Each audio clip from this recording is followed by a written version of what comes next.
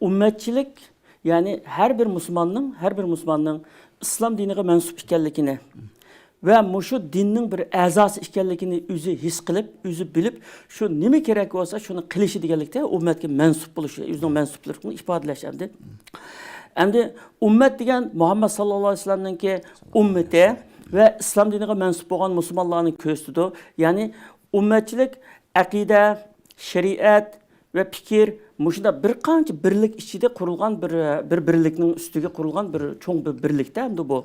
Her qanday bir Müslüman, her qanday bir mümin ummetçi buluş gerek. Ummetçi hem de o şu ummetke, İslam ummetiga haqiqiy mansub buluş gerek. Egizligini emas, ameliyatida. Bütün şu pulu bilen, aklı bilen, iktidarı bilen, aqidasi bilan, ibodatlari bilan, yurish-turishi bilan, hammasi bilan islomga o'zining mansub ekanligini, islomning cho'ng oilasining bir a'zosi ekanligini o'zi har vaqtda namoyon qilib turish va shuningki nima kerak bo'lsa shuni qilish. Endi bu yerda ummatchilik degan shunda yaxshi bir chiroyli bir so'z hamda. Ammo nurg'un kishilar buni ayirolmay, o'zini unutgan holda ummatchilik bo'lish munda deydi hamda. Bu her qanday bir maşinlarni söyleydiğin nahayat kuchli to'shinlar var. Şu to'shinlar ham de aşu kuchlik nima qilingan ağamcha, kuchlik aşu yasalgan, aşında egilgan, aşında ağamchilardan tarkib tepib, yo'g'on bir to'shinlar hamma narsa so'rayoladi. Masalan bir jamiyatda nahayat yaxshi o'qigan, nahayat iqtidorlik yetishgan bolalarni tayyor qilish kerak bir jamiyatda desa, bu jamiyattagi vazifaning hammasi oilalarga tushadi.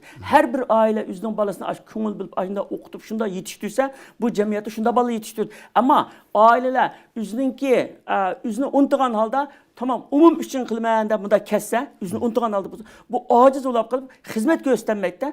Ummatchilik deganda, avval sen o'zing kuchli bo'lsa, birinchi Üzəngni həmmədən bək yaxşı görsən, üzəngnin vətənini, üzəngnin qavmini həmmədən bək yaxşı görsən. Onun için şu növbət boyunca yakından başlap Irakça həmməsini yaxşı görürsən. Qilishqa tegishli ishni bu avval özümüzga qilamiz, özümüzniki qilamiz. Masalan, odatda biz sadiqini başqa Irakdagilarga bersa bir sadiqning savobi shundami? Üzəngnin yaqin tuqqanlarga aile efratlarına yani ballarına emas, yakın tuqqanlarına, yakındagilarga bersan, mesela hem sil rahimning, ya tuqqanchilikning, ulug'anlikning hem sadaqaning savobi bo'ldi. Uningda boshqa payg'ambar sallallohu alayhi vasallamga mesela Alloh taolaning kelgan vahiyladimi?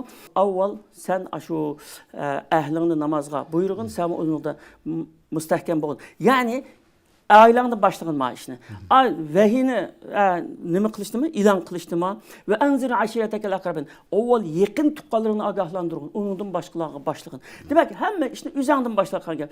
Endi bu o'zingni faqat tashlatib, o'zingning vatanini tashlatib, o'zingning xalqini tashlatib, o'zingning dardini, o'zingning davosini faqat tashlatib, ammo umumning ishga kirishman deb bunda qilsang, hamda ko'rinishdan aytib chiroyli bir ish, ammo sen o'chaqda o'zing ojiz bo'lgandan keyin hassi qo'sholmay qolgan gapdan. Shunga biz ummatchilikni hurmatlaymiz. Ummatchilik har qanday bir musulmon bo'lish kerak, har qanday bir musulmon ummatchi bo'lish kerak, ammo eng avval o'zini kuchlantirish kerak. Butun energiyaning asosini o'ziga bag'ishlash kerak, o'ziga bag'ishlab, uning oshqatni andin ummatga bag'ishlaydi-da. Shunda bo'lganda kuchli bo'ldi-da u.